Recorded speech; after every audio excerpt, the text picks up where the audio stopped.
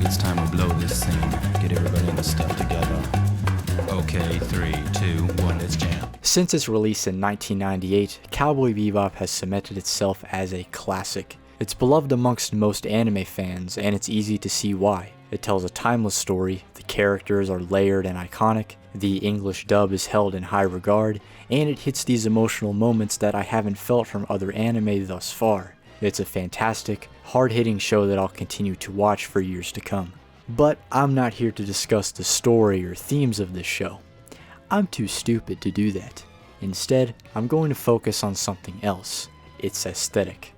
Cowboy Bebop is a stylistically rich anime. Not only does the show radiate effortless swagger, but it's very detailed and nuanced as well, thus creating an unmistakable atmosphere. It's something you may brush over at first, but upon closer inspection, that stuff is what gives the show its distinct feel. Everything ranging from the distinctive art style to the stellar soundtrack is essential to making Cowboy Bebop stand out. So with that said, let's dive into what makes the aesthetic of Cowboy Bebop so fantastic.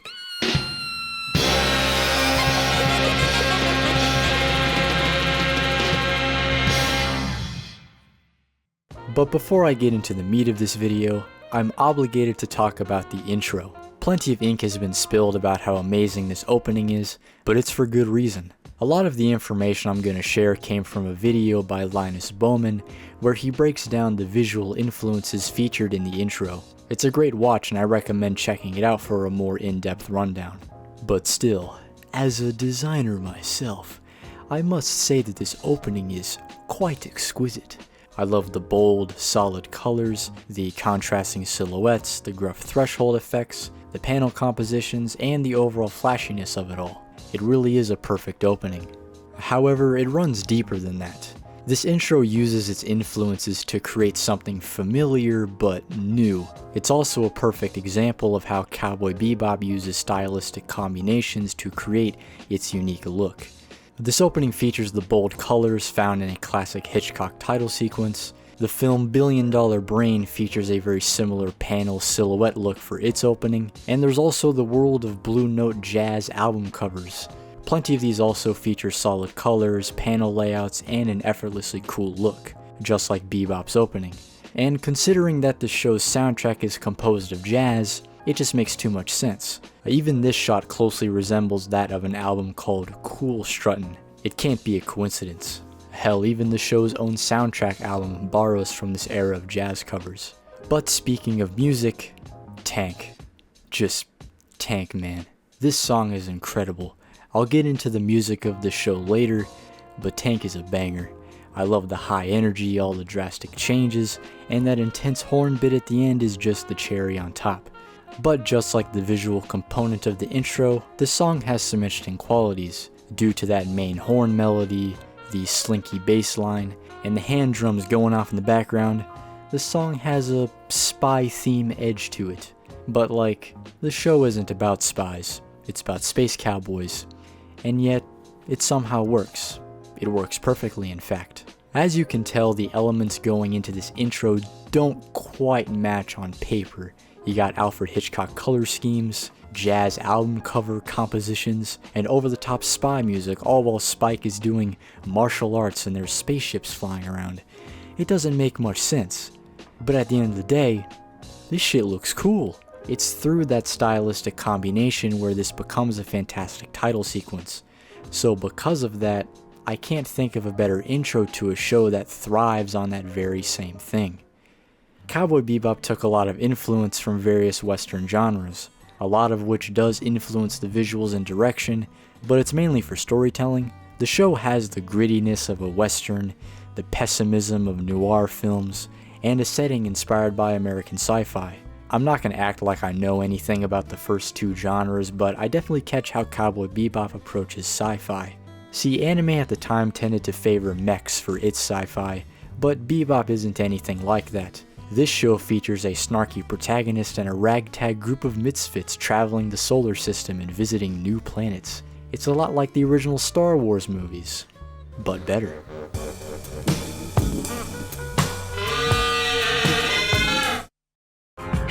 Just for you, we've invited a few Bebop episodes over to hang out for the night. Make your move. Enjoy.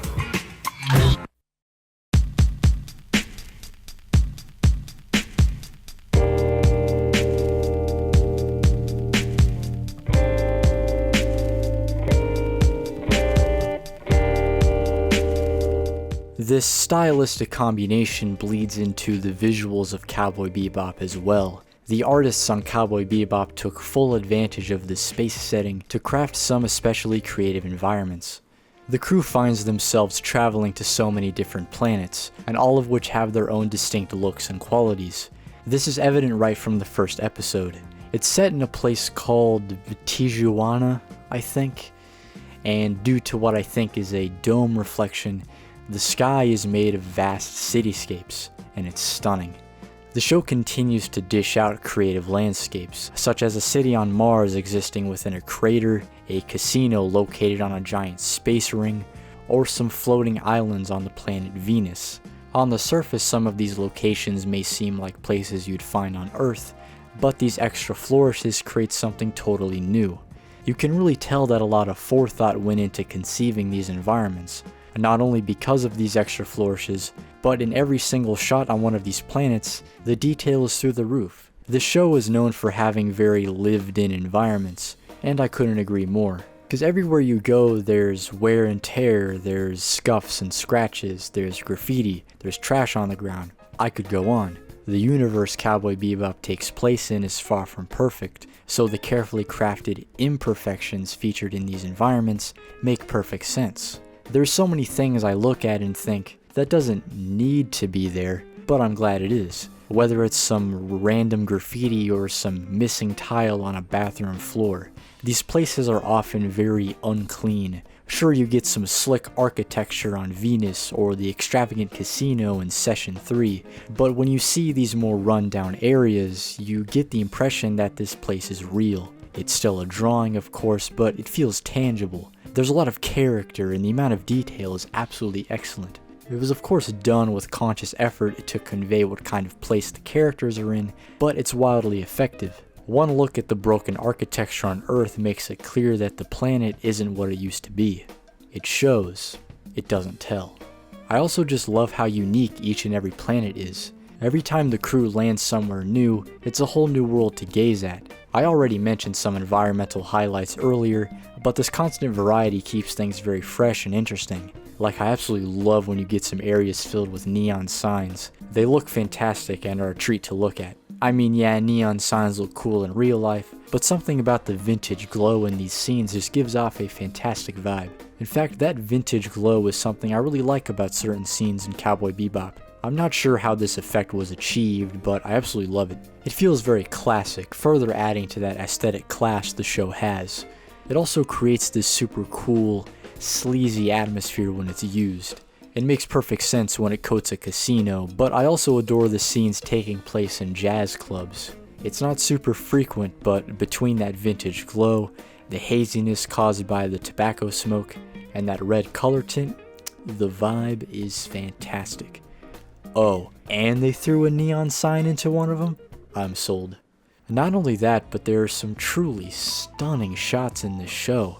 Cowboy Bebop has a brilliant grasp of camera angles and cinematic framing, but when it decides to get all artsy, oh man, I love these very pulled back silhouette shots. They're usually backed by a rich sunset, and it's gorgeous. They really speak for themselves. There are a wealth of other striking shots throughout the show, and they always hit in an impactful way. Mostly emotionally, but sometimes they're just a beautiful sight to behold. The character designs are pretty smart as well. In terms of the main cast, they perfectly display what kind of person they are before you even hear them speak. Jet looks bold and brash, Faye's sexy looks are obvious, and while Spike may be a jaded man who's lost his way, his scruffy hair, smug smile, and sharp clothes show you that he's gonna be the cool guy. The other characters have deeper layers too, but their surface designs are very effective. Oh, and then there's Edward. She's just Edward.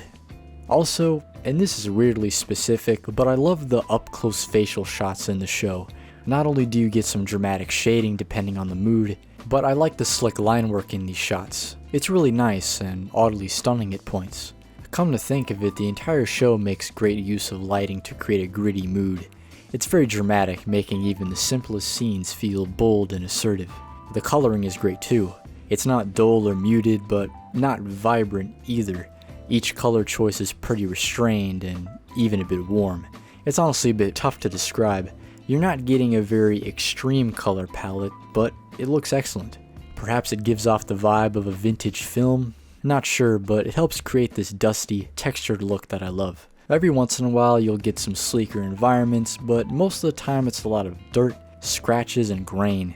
Pretty much every bar these people set foot into is dark and dingy.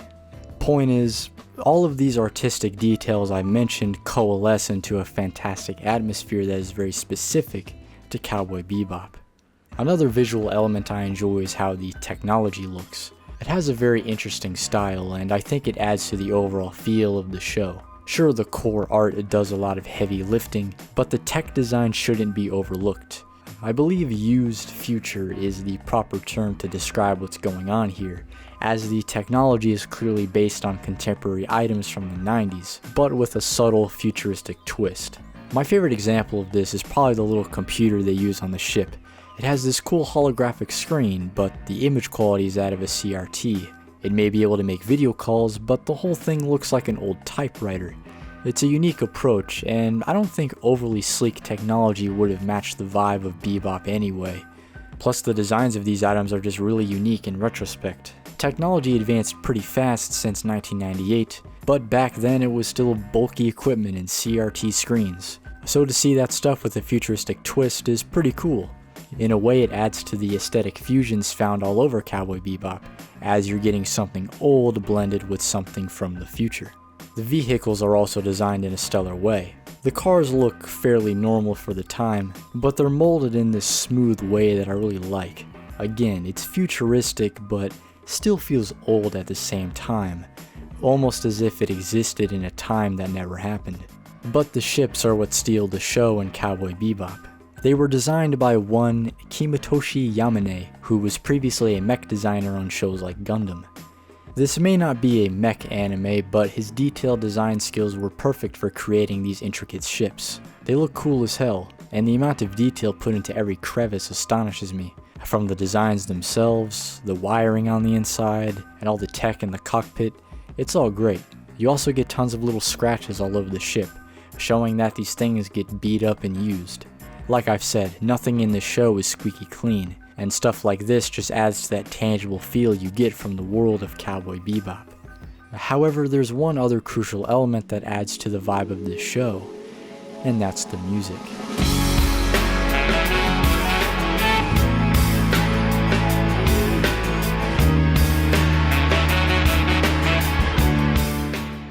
Cowboy Bebop's soundtrack is incredible. Not only is it widely regarded as one of the best anime OSTs, but it's probably my favorite when it comes to TV and film. More often than not, music that accompanies film doesn't stick out to me.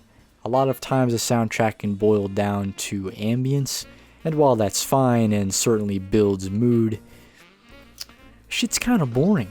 But every so often a show like Cowboy Bebop will come through with music that actually stands out.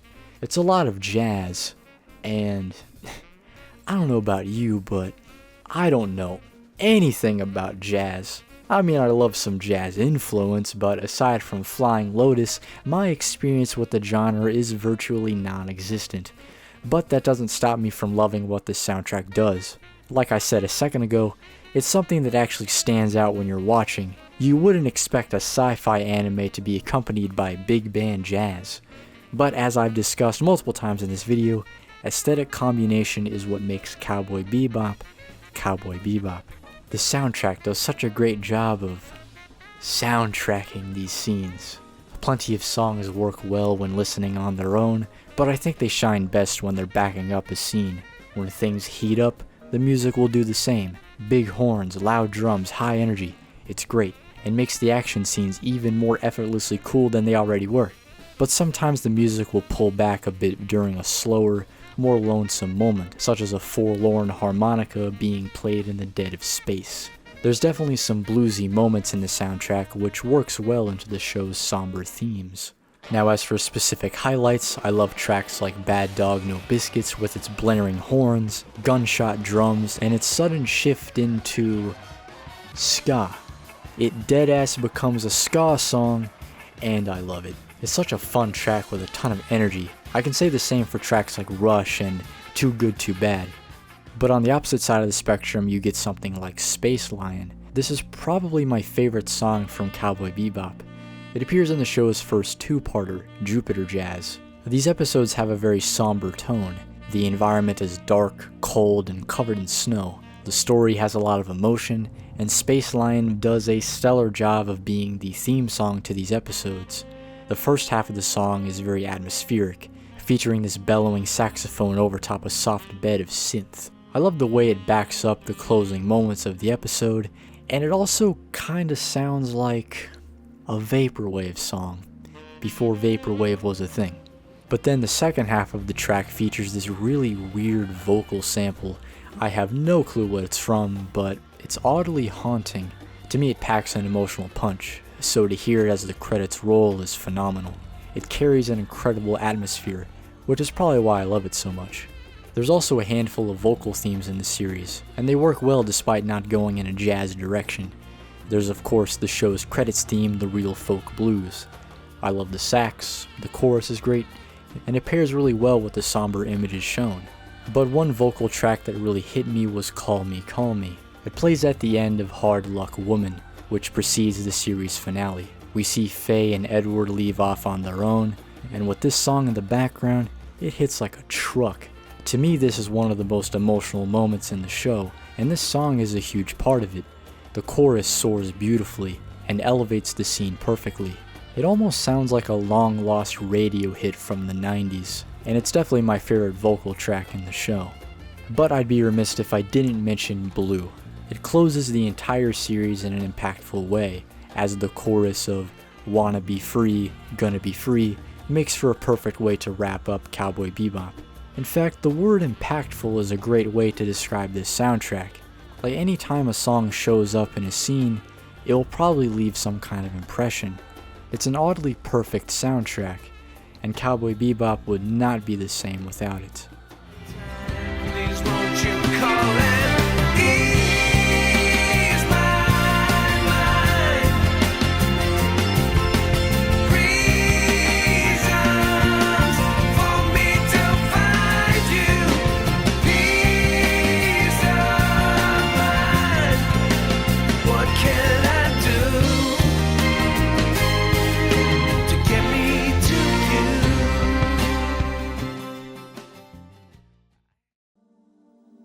Once upon a time in New York City in 1941, at this club open to all corners to play night after night at a club named Minston's Playhouse in Harlem.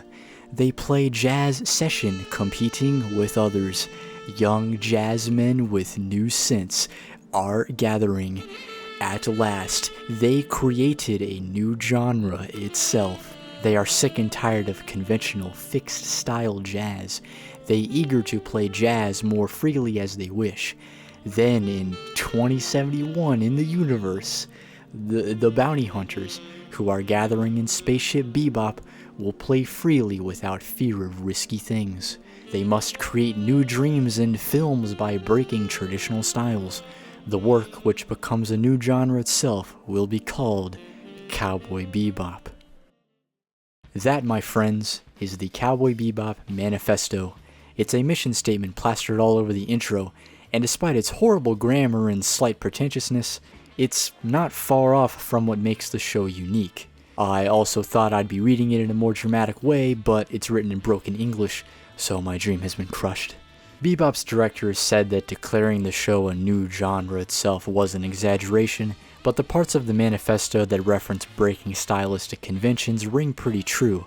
Aesthetic and genre combination is something I kept bringing up in this video, and that's because it's integral to Cowboy Bebop's overall feel. It combines so many different things in almost every facet, to a point where it becomes something totally one of a kind. The atmosphere Cowboy Bebop strikes up is remarkable. The color, the shot compositions, the detail, the grit, and the music create a feeling all to their own. Calling Cowboy Bebop a new genre itself is definitely a bit overkill, but I'd be lying if I said I've seen anything quite like it. Again, with the atmosphere and visual approach, it's just so cool. I could use a more fancy word, but really, that's what it is. There's swagger to it, there's hazy malaise, gritty action, and visual moments that really stick in your head. When I watched this show for the first time, this video idea came to mind, but a lot of what I discussed today was stuff that slipped by me. You may take some of the extra detail for granted the first time around, but once you look a tad closer, you begin to see how much that detail matters. Each little piece of Cowboy Bebop's aesthetic clicks into place perfectly and reinforces each other to boot. The design of the technology blends right into the gritty art direction. The detailed art and methodical shots complement the jazz soundtrack, and that detailed art is perfect for the gritty, sometimes moody storytelling. To me, there's a specific feel that an episode of Cowboy Bebop gives off, and I think its brilliant, nuanced aesthetic is the main reason for that. The show will have you on the edge of your seat, it can make you laugh, it can make you cry, and all of these aesthetic elements elevate those things to a fantastic degree, cementing Cowboy Bebop as a true work of art. Beef rap could lead to getting teeth capped or even a reef from armed dudes on some grief crap. I suggest a change of diet. It can lead to high blood pressure if you fry it, or even a stroke, heart attack, heart disease. It ain't no starting back once arteries start to squeeze. Take the easy way out, phony. Until then, they know they wouldn't be talking that baloney in the bullpen. So disgusting, pardon self as I discuss this. They talk a wealth of shit and they ain't never seen the justice. Bust this like a cold milk from out the toilet. 2 batteries, some Brillo, and some foil, he'll boil it. You'd be better off in PC glued. And it's a feud, so don't be in no TV mood. Every week it's mystery meat, seaweed stewed. Food! We need food!